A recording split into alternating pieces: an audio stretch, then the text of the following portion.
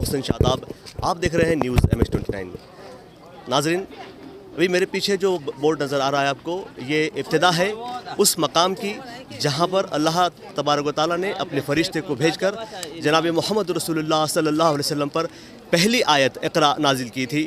یہ وہ مقام ہے غار حرا جہاں آپ خلوت میں آپ عبادت کے لیے آیا کرتے تھے۔ اس غار حرا کے مناظر میں آپ کو بتاتا چلوں گا۔ اس غار حرا کی تقریباً 750 سیڑھیاں ہیں اور 2500 فٹ کی لگ بھگ یہ اونچائی آپ دیکھیں گے اور دھیرے دھیرے میں آپ کو تمام مناظر بتاتا چلوں گا، آپ بنے رہیے میرے ساتھ۔ غار حرا کی سیڑھیوں پر یہ پہلا قدم اوپر چڑھنے کے لیے میں ڈالا ہوں۔ آپ دیکھ سکتے ہیں غار حرا کا پس منظر ویسے تو سبھی کو پتہ ہوتا ہے۔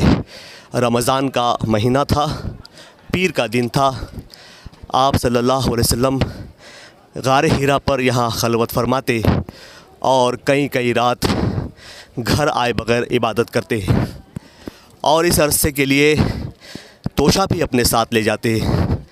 اسی دوران جب آپ غار حرا میں ایک مرتبہ اپنی عبادت میں مشغول تھے تو اللہ کی طرف سے ایک فرشتہ نمودار ہوا اور اس فرشتے نے جناب محمد رسول اللہ صلی اللہ علیہ وسلم سے کہا اقرا، جس کے معنی علماء فرماتے پڑھ۔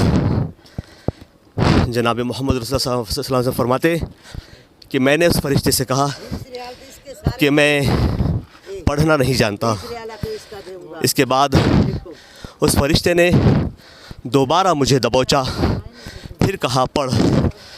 اسی طرح تیسری مرتبہ کہا پڑھ، لیکن تیسری مرتبہ کے بعد اللہ تبارک و تعالیٰ کی حکم سے میں نے یہ آیات پڑھی۔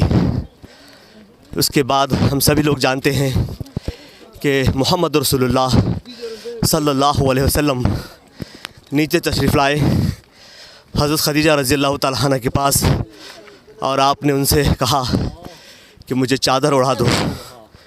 اس طرح سے آپ نے نہ صرف چادر اڑائی رسول اللہ صلی اللہ علیہ وسلم کے اوپر، بلکہ آپ نے ہمت بھی دی، ہمت دے کر کہا کہ آپ تو سب کی مدد کرتے ہو، محسن ہو، اللہ تعالیٰ آپ کو ایسے ضائع نہیں کرے گا۔ اس طرح اس کے بعد آپ ان آیات کو لے کر ملاقات کرتے رہے اور حتیٰ کہ نبوت کا سلسلہ یہاں سے جاری ہوا۔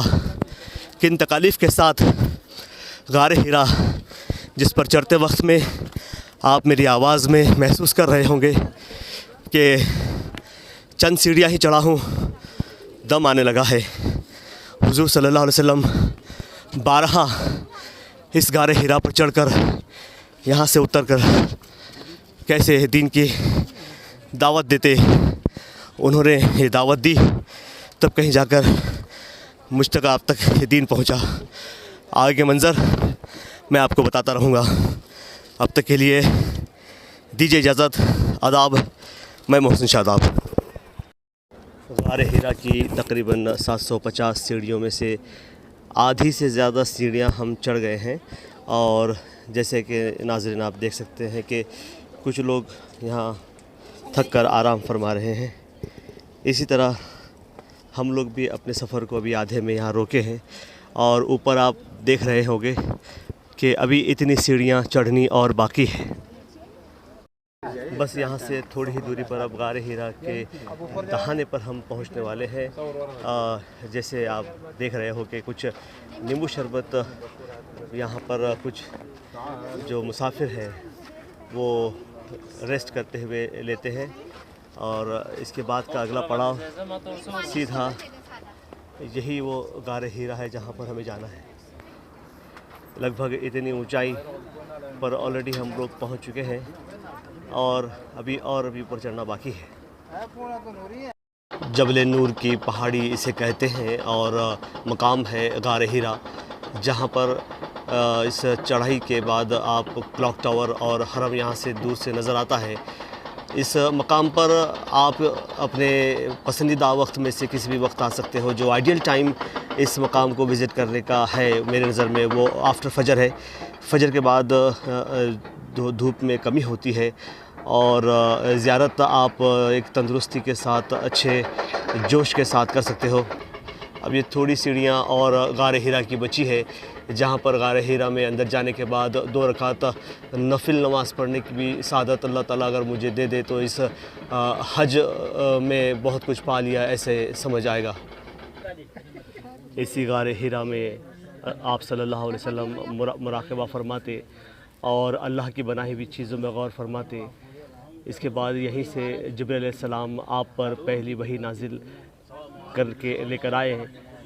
یہ میں آپ کو کچھ کبوتر بتانے کی کوشش کرتا ہوں۔ یہ وہی کبوتری کی نسل ہے جنہوں نے غار کے دہانے پر جال میں مکڑی کے جالا جو بنا ہوا تھا اس میں انڈے دیے تھے، جس سے دشمن کی عقل غافل ہو گئی کہ کافی دیر سے غار ثور کا یہ جو دہانہ ہے اس میں مکڑی کا جالا اور اس پر کبوتری نے جو انڈے دیے ہیں تو یہاں سے تو کوئی گیا نہیں ہوگا۔ اس طرح سے اللہ تعالیٰ نے دشمنوں کی غفلت ڈال دی۔ یہ وہی کبوتری کی نسل ہے جو میں آپ کو دکھانے کی کوشش کر رہا ہوں۔ اس کے بعد غار ہیرا کے اندر کا جو منظر ہے اور نفل نماز جہاں لوگ ادا کرتے ہیں میں وہ آپ کو بتانے کی کوشش کروں گا۔ السلام علیکم۔ جیسا میں نے آپ سے کہا تھا کہ غار ہیرا جو اس کا دہانہ ہے آپ دیکھ سکتے ہو۔